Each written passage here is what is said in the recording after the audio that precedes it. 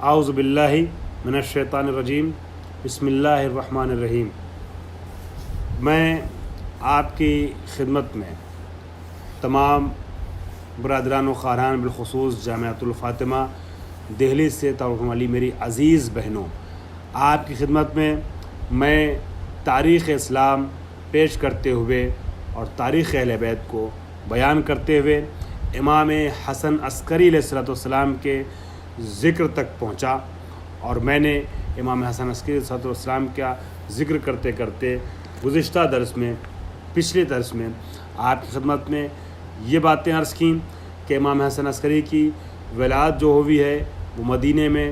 10 ربیع الثانی یا ایک روایت کے مطابق 8 ربیع الثانی کو ہوئی۔ آپ کی شہادت 8 ربیع الاول سن 260 ہجری میں سمرہ میں ہوئی ہے، دفن بھی آپ سمرہ میں ہیں۔ اور میں نے امام حسن عسکری کے نام اور القاب کو آپ کی خدمت میں پیش کیا، اور مشہور ترین لقب جو عسکری ہے اس لقب کی وجہ بھی آپ کے حوالے کر دی۔ اب اس کے بعد یہ عرض کروں گا، آپ کے والد کا نام میں نے بیان کیا تھا گزشتہ درس میں، اور آپ کی والدہ کا ذکر کیا۔ آپ کی زوجہ گرامی کے عنوان سے بہت عزت و احترام سے ایک نام آپ کی خدمت پیش کرنا ہے۔ تاریخ انسانیت میں 10-12 خواتین ایسی رہی ہیں کہ جن خواتین کو اللہ نے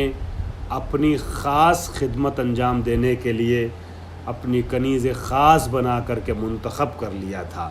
اور اللہ نے اپنا یہ عہدہ عطا کرتے ہوئے دنیا انسانیت کے لیے ان خواتین کو نمونہ عمل میں تبدیل کر دیا۔ جو کنیز خاص خدا بن گئی وہ خاتون ملکہ کائنات بن گئی۔ ایسی شخصیتوں میں سر فہرست جناب فاطمہ زہرا کی ذات گرامی ہے۔ انہیں شخصیات میں جناب مریم، جناب سارہ، جناب ہاجرہ جیسی شخصیتیں ہیں۔ اسی طریقے سے جناب حوا، جناب زینب کبریٰ جیسی شخصیتیں ہیں، مگر اس فہرست میں ایک بڑا نام جو ہم سب کے لیے بہت زیادہ اہمیت کا حامل ہے، جس ذات کو رسول اکرم کے زمانے سے 11ویں امام تک بار بار یاد کیا جاتا تھا اس خاتون کو، اور اس کی تفصیل بیان کرنے کا وقت نہیں ہے۔ کس طریقے سے الگ الگ صدفوں کے درمیان سے ہوتا ہوا یہ گوہر پہنچا ہے خانہ امام حسن عسکری میں، تاکہ یہ گوہر خود صدف بن جائے، گوہر عصمت کے لیے نقطۂ پرکار محور عصمت قرار پانے والی، یا محور امامت پر قرار پانے والی، یا امامت کے اعتبار سے ایک خاص مقام رکھنے والے ذات امام زمانہ کے لیے۔ اور اس خاتون کا کہ جو گوہر ہے دنیائے انسانیت کا اور صدف قرار پائی، وہ ذات بقیۃ اللہ العظم کے لیے، اور جس کو بقیۃ اللہ العظم بھی احترام سے سلام کرتے تھے، جس کے احترام میں امام زمانہ بھی اپنی جگہ سے کھڑے ہو جاتے تھے، جس امام کا احترام نبیوں اور ولیوں پر لازم ہے۔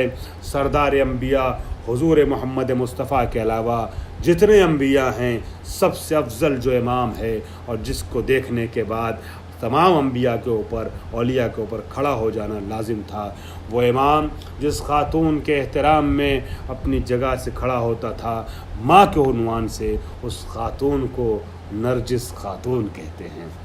نرجس خاتون امام زمانہ کی، میں معذرت چاہتا ہوں درس ہے، کوئی تقریر نہیں ہے، مگر وہ نام ہی ایسا آیا زبان پر کہ جس کی وجہ سے میں تھوڑا سا اپنے کو اس انداز گفتگو سے جو عشق و محبت سے مملوء ہوتی ہے، سرشار ہوتی ہے، اس سے دور نہیں رکھ پا رہا ہوں۔ نرجس خاتون کے بارے میں تفصیل بیان کرنے سے میں عاجز ہوں قلت وقت کی بنیاد پر، بس میں نے جو چند جملے عرض کیے اسی سے اندازہ لگ جائے گا کہ جناب نرجس خاتون کس معتبر شخصیت کا نام ہے کہ جس کو اللہ نے اپنی آخری حجت کے لیے منتخب کر رکھا تھا، کہ آخری حجت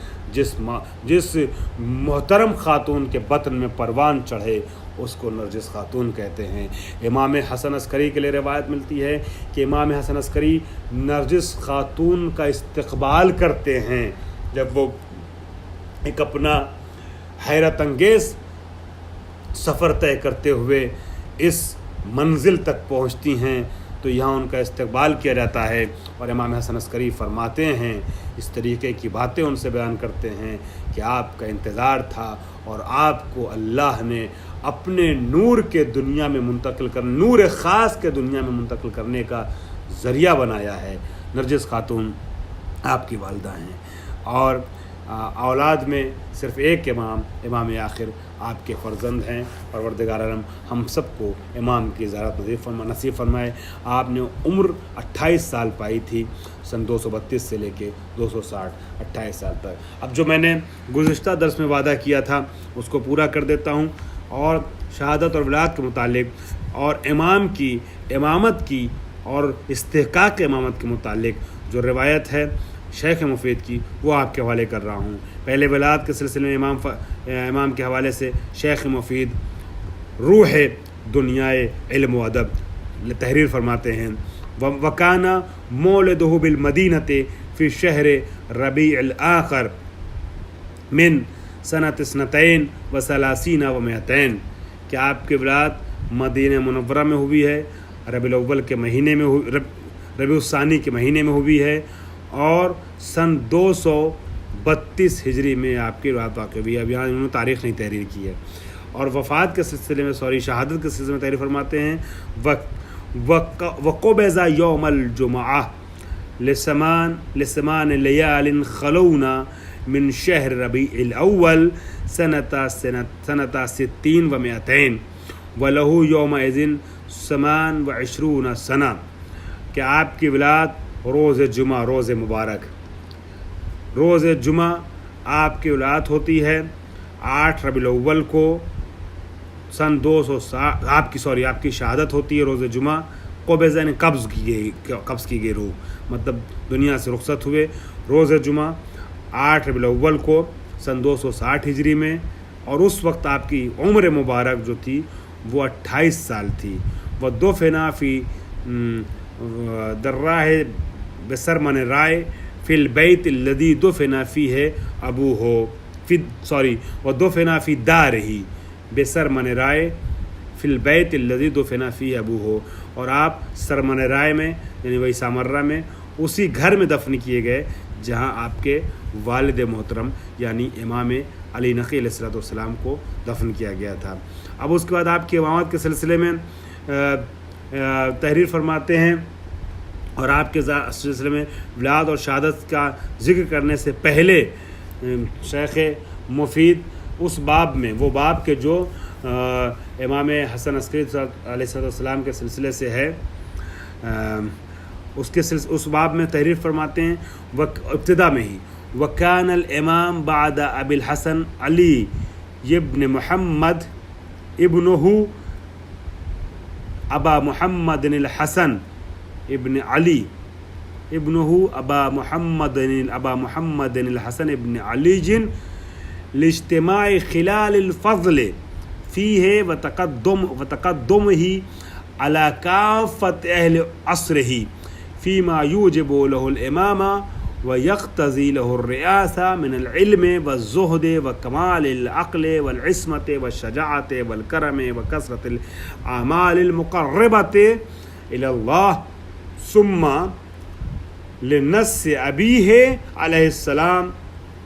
عليه وإشارته بالخلافة إليه۔ شیخ مفید کم لفظوں میں ساری داستانوں کو سمیٹ دیتے ہیں، 2 جملوں میں 2-3 سطروں میں روایت بھی ہے، فضیلت بھی ہے، دلیل امامت بھی ہے، سب کچھ سمیٹ دیا۔ شیخ مفید فرماتے ہیں وَكَانَ الْإِمَامُ بَعْدَ أَبِي الْحَسَنِ، امام ابو الحسن کے یعنی امام دہم کے بعد جو امام تھے وہ کون تھے؟ محمد ابن علی، یعنی علی ابن محمد کے بعد، یعنی 10ویں امام کے بعد جو امام ہیں محمد ابن علی یعنی 11ویں امام ہیں، ابن ان کے فرزند، ٹھیک ہے، حسن ابن علی، ابا محمد الحسن ابن علی، کان الامام بعد ابی الحسن علی بن محمد، ابو الحسن علی بن محمد کے بعد امام کون ہے؟ ابن ان کے فرزند ابا محمد الحسن ابن علی، جن کا لقب جن کی کنیت ابو محمد ہے اور نام حسن ابن علی ہے۔ کیوں امام بنے؟ لاجتماع خلال الفضل فی ہے، اس لیے کہ تمام فضیلتیں ان کے اندر اکٹھا تھیں، وتقدمہ علی کافۃ اہل عصرہ، اور اس بنیاد پر بھی کہ اپنے زمانے کے تمام لوگوں پر وہ مقدم تھے۔ کس چیز میں؟ فیما یوجب، ان چیزوں میں کہ جن چیزوں کی شرط ہے امامت کے لیے، جن چیزوں کی اقتضاء ہے ریاست کے لیے، وہ چیزیں کیا ہیں؟ من بیانیہ من العلم والزہد، امام حسن عسکری میں علم پایا جاتا ہے امامت کے لیے، اور ریاست مذہبی کے لیے علم کی شرط ہے۔ ہمارا یہ عقیدہ ہے کہ علم اور عصمت جیسی شرطیں امام کے لیے ویسے ہی لازمی ہیں، علم لدنی جیسے نبی کے لیے لازم ہے۔ تو علم کے اعتبار سے نہ صرف یہ کہ سب سے افضل تھے بلکہ علم لدنی کے مالک تھے امام، اور زہد میں سب سے افضل تھے، ٹھیک ہے، کمال عقل میں سب سے افضل تھے، عقل کل کے مالک تھے امام حسن عسکری علیہ السلام، اور اسی طریقے سے عصمت کے مالک تھے۔ عصمت کسی میں نہیں تھی امام کے زمانے میں، معصوم صرف امام حسن عسکری ہیں، تو ظاہر سی بات ہے سارے لوگوں کو مقدم ہیں۔ والشجاعت والکرم، شجاعت و کرم میں، جود و بخشش میں، بے باکی میں، حق بیانی میں، وکثرت الاعمال المقربۃ الی اللہ، اور ان اعمال کی کثرت کہ جو اللہ سے نزدیک کرتی ہے، وہ سب امام حسن عسکری میں پائے جاتے تھے۔ ثم، سب سے بڑھ کر کے، لنص ابی ہے، ان کے باپ کی امام علی نقی کی نص تھی آپ کے سلسلے میں کہ میرے بعد میرا بیٹا حسن جو ہے وہی امام ہے، واشارتہ بالخلافۃ لہ، اور امام حسن عسکری کی طرف آپ نے ان کی خلافت کے متعلق اشارہ فرمایا تھا، پیش کر دی تھی یہ بات، اور یہ کہہ دیا تھا کہ دیکھو، اپنے چاہنے والوں کو بتا دیا تھا کہ ہمارے بعد جو ہمارا جانشین ہے، جو امام ہے، وہ میرا بیٹا حسن ابن علی یہی بیٹا ہے۔ اشارہ بھی کیا، نام بھی بتایا، اور اپنے چاہنے والوں کو امام نے واضح سمجھا دیا تھا۔ یہی وجہ ہے کہ اس پرآشوب ماحول میں بھی کہ جہاں بات بات پہ فرقے بن رہے تھے، لوگ بکھراؤ کا شکار تو ہونے لگے، مگر امام کے فضل اور کمال کی وجہ سے، چونکہ اس کے پہلے امام علی نقی بھی کہہ چکے تھے، پھر آپ کا فضل و کمال ایسا ظاہر ہوا کہ دنیا تشیع پھر ایک پلیٹ فارم پہ سمٹ کر کے امام علی نقی کے چاہنے والے امام حسن عسکری پاس آتے ہیں، اور امام حسن عسکری کو اپنا امام مانتے ہوئے آپ کے پیچھے چلتے ہیں، اور امام حسن عسکری اس کے بعد 6 سال تک، جو کہ ظالموں نے موقع نہیں دیا، لہٰذا زیادہ عمر نہ پائی، لیکن جو 6 سال رہے، اس 6 سال امامت کے فرائض کو انجام دیتے ہیں۔ وآخر دعوانا الحمد للہ رب العالمین۔